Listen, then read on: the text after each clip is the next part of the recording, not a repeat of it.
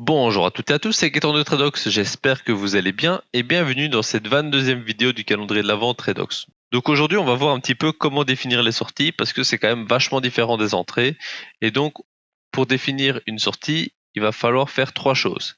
Définir un critère de sortie, définir un money management particulier et définir les cas particuliers. Donc comment définir les critères de sortie?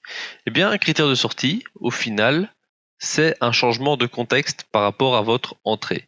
Si par exemple vous avez une stratégie qui consiste à faire du trading de range, si le marché sort du range, c'est un critère de sortie.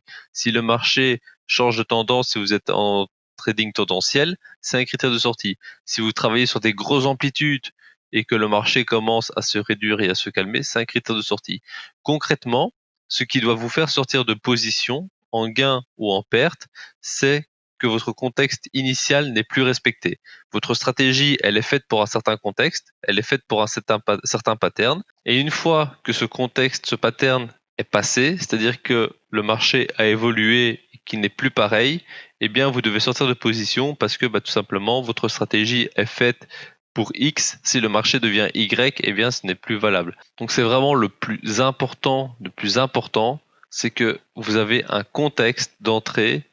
Une fois que ce contexte n'est plus respecté, vous n'avez aucune raison de rester en position. On va maintenant voir les différents types de money management à respecter. Donc le risque-reward, c'est le ratio entre le TP et le SL, entre le gain et la perte. Et pour le mettre en place, il y a plusieurs façons de faire.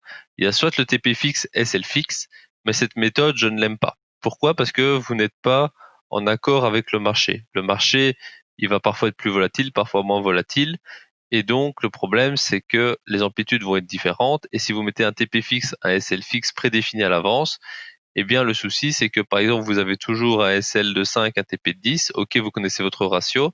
Mais selon le type de marché, eh bien, vous risquez d'avoir vos TP touchés plus rapidement, mais vos SL aussi, tout comme ils ne seront jamais touchés s'ils sont trop gros, trop amples pour un certain type de marché.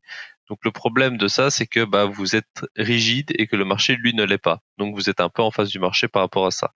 Maintenant, une autre façon de faire qui peut être intéressante, c'est d'avoir un TP fixe variable ou un SL fixe variable. Donc en gros, ce que je veux dire par là, c'est que vous avez un ratio à respecter de base, par exemple un ratio de 2, et vous faites votre TP et votre SL en fonction du marché. Par exemple, vous dites je mets mon TP sur la résistance, mon SL sous le support, et si le ratio est respecté, c'est tout bon. Comme ça, selon d'une position à l'autre, le TP et le SL seront différents, mais ils seront placés à l'avance, donc ils seront fixes dans un sens. Donc c'est une façon de faire, mais moi je préfère la deuxième option de très loin qui est TP variable, SL variable, tout simplement parce que vous allez pouvoir vous adapter au marché. Imaginons que vous avez votre TP fixe de 10 points, votre SL fixe de 5 points, qui est accordé au marché, c'est-à-dire que vous les avez mis sur les supports, les résistances, par exemple. Mais le problème, c'est que au bout de 8 points à la hausse, juste avant de toucher le TP, le contexte du marché peut changer. Et là, ce serait très dommage de se manger un SL parce que le marché s'est retourné alors que vous étiez si proche du TP. Donc parfois, savoir couper ses gains et ses pertes, c'est quand même le plus intéressant parce que tout simplement, vous êtes en accord avec le marché. Évidemment, il faut savoir analyser, prendre du recul pour que vous soyez dans le contexte. Mais pour moi, le variable, c'est le plus intéressant parce que vous profitez au maximum de chaque mouvement et vous perdez le moins possible. Attention, quand je dis SL variable, ça ne veut pas dire vous ne mettez pas de stop loss.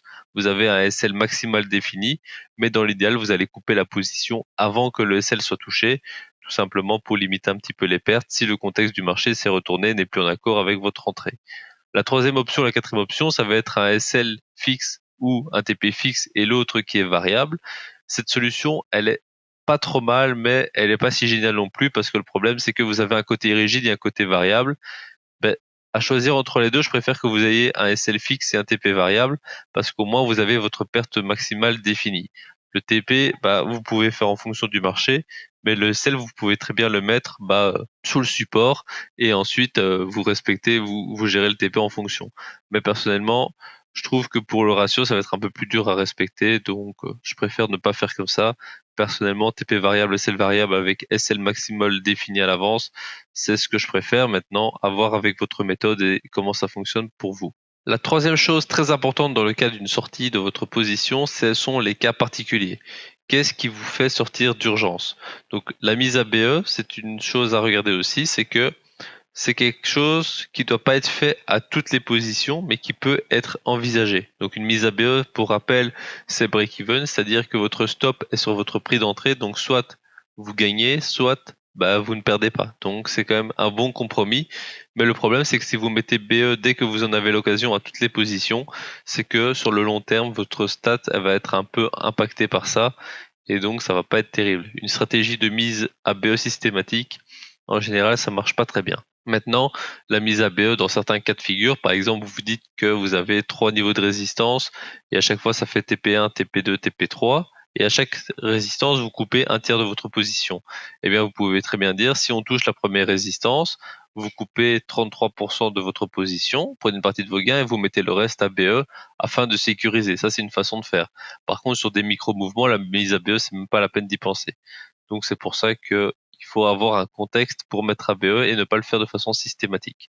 La deuxième chose à faire, c'est d'avoir un critère de sortie d'urgence. Donc tout simplement, qu'est-ce qui pourrait vous faire sortir de position de façon instantanée? Vous soyez en gain, en perte, peu importe ce qui se passe, qu'est-ce qui vous ferait sortir de façon instantanée?